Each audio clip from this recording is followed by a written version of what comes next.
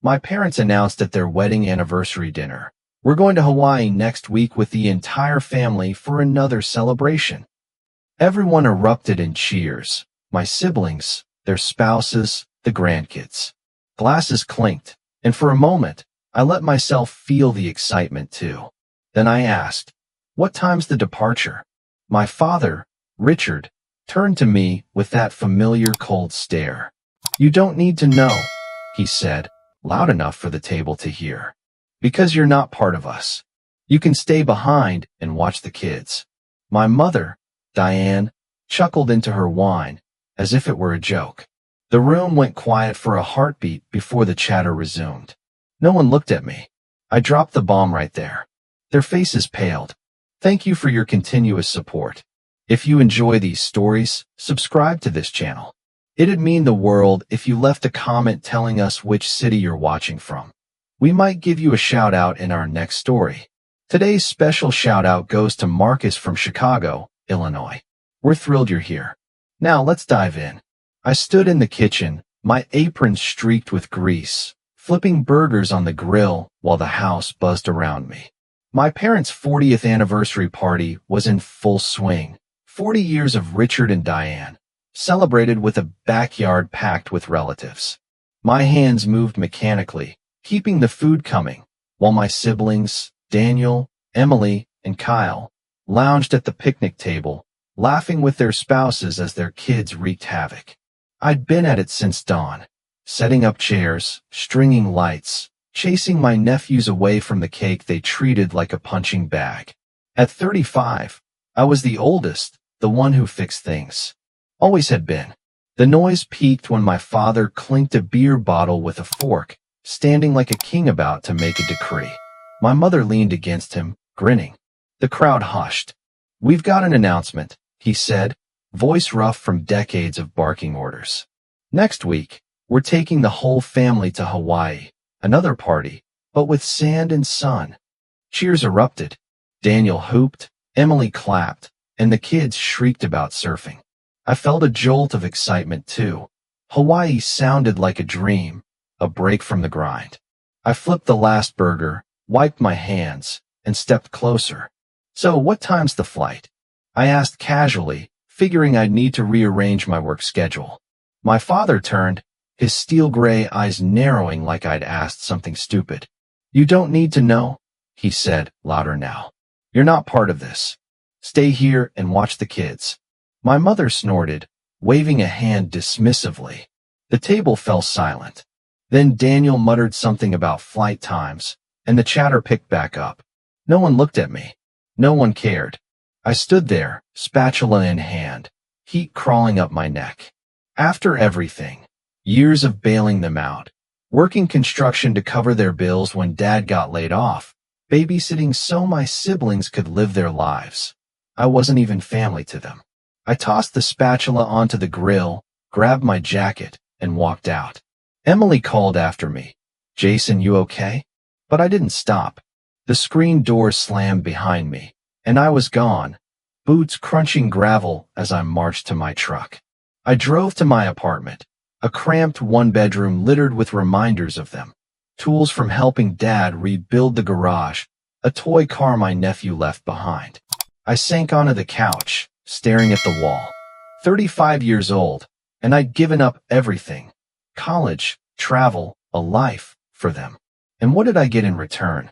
A slap in the face. The anger boiled hot, but underneath it was something worse. Exhaustion. Bone deep. I couldn't do it anymore. I thought of Hawaii, the beaches I'd never see, and then of a place I'd always wanted to go. Portsmouth, a coastal city a few hours away, all docks and salt spray and freedom.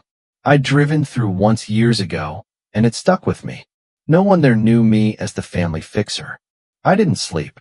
I yanked a duffel bag from the closet and stuffed in jeans, shirts, my worn work boots. No plan, just motion. I grabbed my savings, a thin stack of cash from overtime, and checked the bus schedule. There was one leaving at 5 a.m. I hesitated, thumb hovering over my youngest sister Lena's number. At 16, she was the only one who ever saw me. But I didn't call. She tried to talk me out of it, and I couldn't afford that. Not now. By 3 a.m., I slung the bag over my shoulder, locked the door, and walked to the station. The streets were empty, the air crisp. My chest ached like I was betraying something, but I kept moving. The bus arrived, a hulking gray beast. I handed over my ticket and took a window seat near the back. As we pulled away, I watched my town shrink.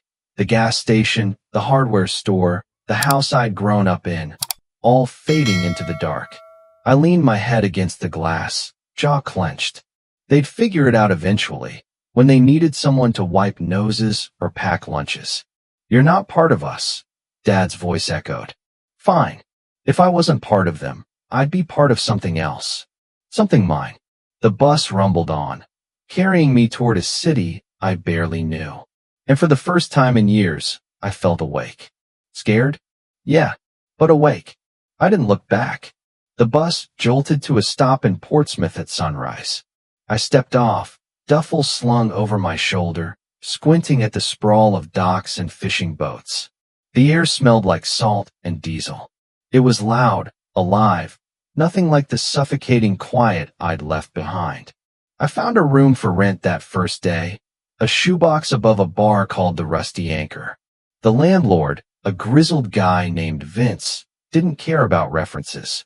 He took my cash and tossed me a key. The room was a dump, a sagging mattress, a sink with rusty taps, and a window overlooking fire escapes. But it was mine. Work came next. I landed a job at Harbor Brew, a cafe near the docks. The manager, Maggie, shoved an apron at me and barked, "Keep up."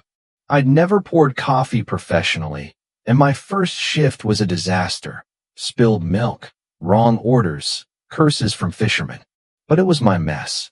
No one yelled at me for forgetting diapers or missing a school play. That's where I met Riley. She worked the register, all sharp wit and smirk.